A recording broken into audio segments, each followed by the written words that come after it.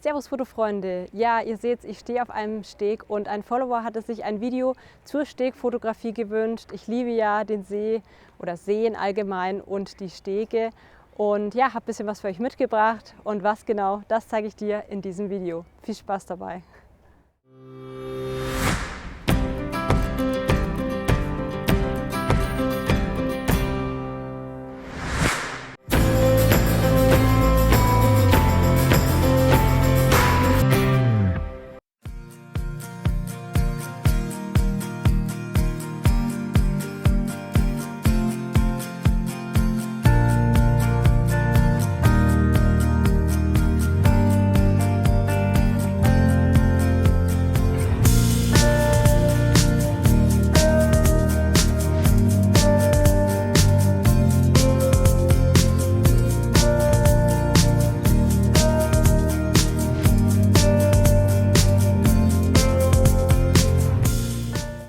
Ja, was ist erstmal wichtig für die Stegfotografie?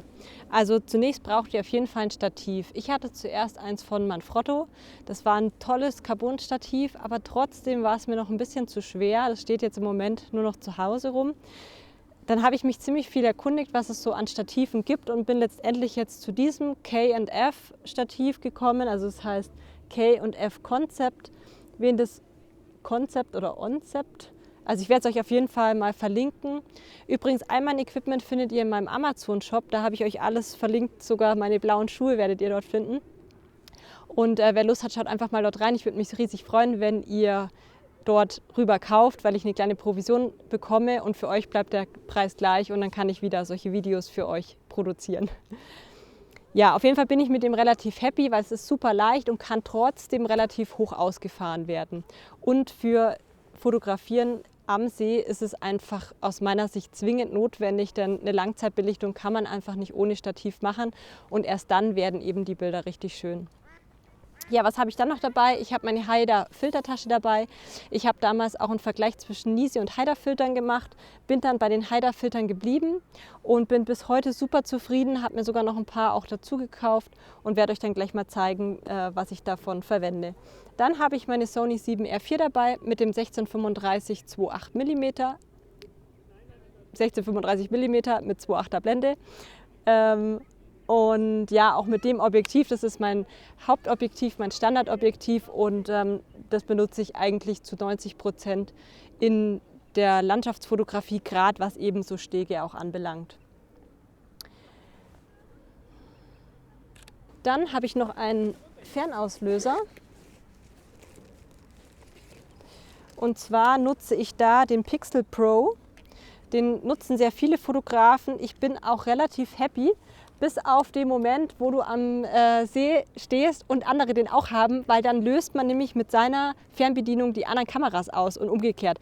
Aber auch da kann man natürlich eine Einstellung vom Channel machen, aber so viel nur dazu, wenn ihr mal irgendwo steht, ihr habt den gekauft, dann ist es relativ einfach, das auch umzustellen, aber man muss es einfach wissen. Zu meinen Einstellungen ist es so, dass ich im Moment jetzt mit einer 160. fotografiere, Blende 14 und ISO 100. Was halt super ist, wenn jetzt hier zum Beispiel auch noch so Enten rumflattern, dass man die auch mal noch auf dem Bild hat. Bei einer Langzeitbelichtung verschwimmt das natürlich alles und da sieht man das überhaupt nicht mehr. Insofern würde ich auch empfehlen, so mache ich selber auch, dass ich zwischen den Langzeitbelichtungen immer mal einfach eine normale Aufnahme mache, weil wer weiß, ob in 3 Jahren nicht die Langzeitaufnahmen out sind und man einfach mal wieder sehen will, wie es sozusagen ganz in echt tatsächlich ausgesehen hat. Und deswegen mache ich es immer so, dass ich ein paar normale Aufnahmen mache und dann ein paar Langzeitaufnahmen.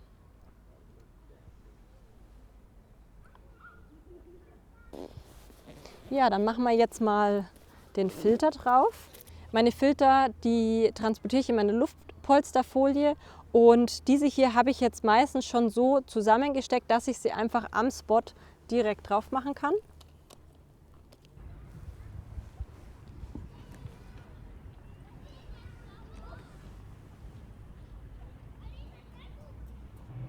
In dem Fall habe ich jetzt einen ND 1,8 benutzt und einen Reverse-Filter. Und ihr seht schon, dass ich jetzt natürlich mit der Belichtungszeit raufgehen kann. Das ist ja auch das Ziel.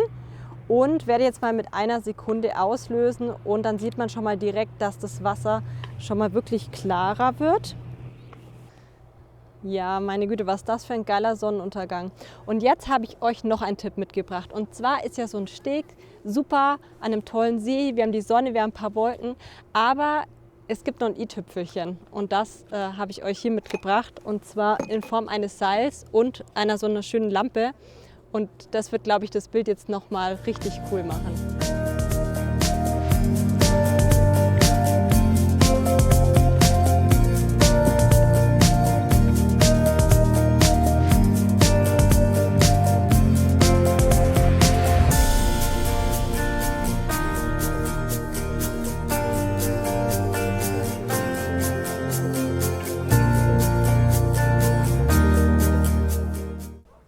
Ja, diese Kombi ist jetzt schon sehr, sehr cool.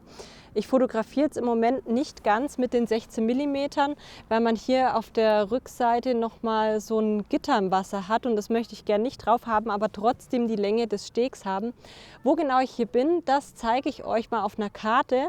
Man kann auch super nah parken und direkt zum Spot gehen, also auch für etwas faule Fotografen, beziehungsweise wenn man auch so wie ich nicht so lang die Sachen tragen kann, dann ist es auf jeden Fall ein perfekter Standort, um die Sonne zu fotografieren und das Wasser und ein Steg. Ja, für was braucht man jetzt aber eigentlich den Auslöser? Bis jetzt hängt ja das Kabel hier nur rum. Also wofür brauche ich eigentlich den Auslöser? Den Auslöser brauche ich dann, wenn ich entweder voreingestellte Zeiten direkt fotografieren möchte. Das heißt, ich weiß, ich möchte genau mein Bild 20 Sekunden haben oder 30 Sekunden. Dann kann ich das hier über meine Fernbedienung einstellen und dann direkt sozusagen so das Bild machen. Die zweite Variante, warum ich diesen Auslöser brauche, ist, wenn ich eine Langzeitbelichtung über 30 Sekunden lang machen möchte. Und das ist eigentlich die häufigste Anwendungsursache, die ich sozusagen so habe. Ich lasse es jetzt meistens noch raus, das Kabel, weil manchmal löst er dann hier oben im Auslöser nicht gescheit aus. Das ist zwar mittlerweile mit dem neuen Kabel behoben, das Problem, aber das liegt manchmal so ein bisschen an der Sony-Kamera beziehungsweise an meiner alten, warum das dann oft nicht ganz geklappt hat. Dann musste ich das Kabel rausziehen. Mittlerweile bei der Sony 7R4 funktioniert das alles einwandfrei, aber ich habe es mir halt noch so angewöhnt von der damaligen 7R2 war das, glaube ich. Und deswegen habe ich so, wenn ich wirklich auslöse hier an der Kamera, dann lasse ich auch den Rest aus und abgesteckt. Und wenn ich dann mit dem Fernauslöser auslösen möchte, dann stecke ich das Kabel auch an. Aber jetzt ist es so geil, jetzt machen wir mal noch ein paar Bilder und ich zeige euch, was dabei rausgekommen ist.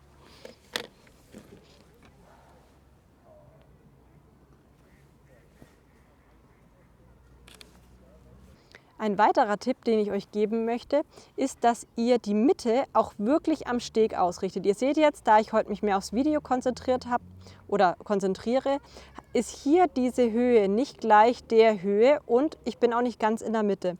Das heißt, ich werde jetzt mal versuchen, das zu korrigieren, indem ich erstmal die Mitte wirklich in die Mitte bringe und dann schaue ich, bin ich auch wirklich rechts hier und links genau gleich hoch. Und das passt mir jetzt ausreichend. Es ist noch nicht ganz genau gleich hoch, aber es ist auf jeden Fall ausreichend.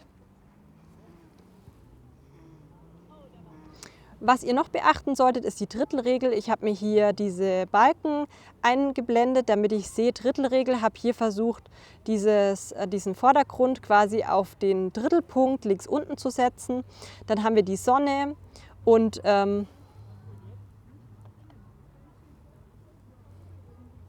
dann haben wir die Sonne und ja, die könnte natürlich jetzt auch noch ein bisschen runterwandern und in der Mitte sitzen, aber für mich reicht das absolut aus und ich finde das Bild so auch super schön.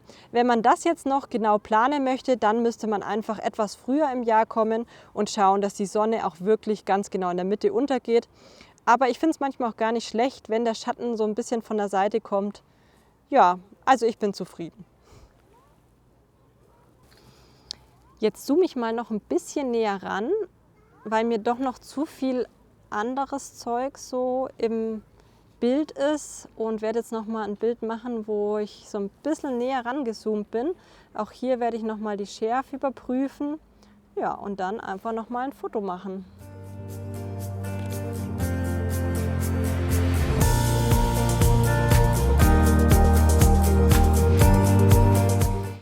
Jetzt zeige ich euch nochmal einen Vergleich zwischen dem schwächeren ND-Filter und dem stärkeren. Also jetzt hatte ich ja den ND 1,8 und jetzt nehme ich den 1000er Filter. Bei Haider ist es mega einfach, da nimmt man einfach nur hier diesen Filter so zack raus und sucht sich seinen neuen und tut den neuen rein. Und kann damit jetzt die Belichtungszeit nochmal erhöhen auf 30 Sekunden und mache nochmal ein Bild. Und damit wird das Wasser jetzt nochmal glatter, aber heute ist es sowieso schon relativ ruhig und deswegen braucht man auch so eine lange Belichtungszeit nicht unbedingt. Außerdem werden dann die Boote unscharf, da streitet man sich so ein bisschen drüber, möchte man die Boote unscharf haben oder nicht. Ich finde es manchmal sogar ganz cool. Also ich finde, wenn es absichtlich gemacht ist und man sieht, dass das Boot in Bewegung war, dann finde ich es eigentlich ganz gut. Aber ja, entscheid du, was findest du besser, Boote scharf oder unscharf? Schreib es mir mal in die Kommentare, ich bin gespannt. Jetzt ist das Bild auch fertig und ja, das sieht natürlich schon super schön aus. Aber wenn man jetzt den Vergleich zwischen vorher und nachher sieht, ist das Wasser schon noch mal etwas ruhiger geworden. Aber wie gesagt, der Unterschied ist nicht so hoch und das Boot wird dann dadurch auch etwas verschwommener. Ja, wenn jetzt natürlich hier so eine Ente ins Bild kommt, dann kann ich euch empfehlen, auch einfach hier den Zack mal rauszuziehen, weil eben so eine Ente oder sowas möchte ich natürlich auch ganz gern mal im Bild haben. Dann drehe ich einfach die Belichtung so, dass sie passt und kann dann auch noch mal direkt ein Bild mit der Ente machen, wenn sie denn noch da wäre. Ich glaube, sie ist gerade unterm Steg verschwunden. Aber ihr wisst, was ich meine. Also wenn ihr, da kommt die Ente wieder, zack, ja, bis ich soweit bin, ist es schon fast aus dem Bild raus. Naja, ich habe sie noch gekriegt. Also ihr seht, was ich meine, wenn jetzt hier ein Schwan vorbeischwimmt und ihr wollt es auch noch gerne auf dem Bild haben, dann könnt ihr einfach diesen Filter so schnell rausziehen und direkt ein Bild machen, was ich halt auch super am Haider-Filter finde. Jetzt, wenn es dunkler wird, müsst ihr natürlich die Belichtung nach und nach anpassen und länger werden. Und wenn ihr jetzt viele Wolken hättet, die ihr sozusagen so richtig schön verschwommen haben möchtet, dann müsstet ihr über die 30 Sekunden gehen, um dann diesen Effekt dieses Wolkenziehens zu haben. Ich blende euch mal ein paar Bilder ein, bei denen ich deutlich länger belichtet habe.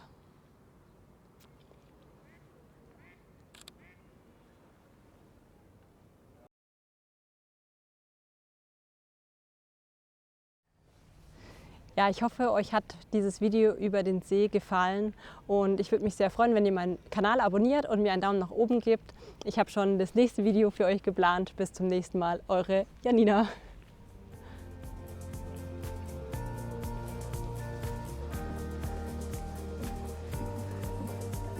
Nein.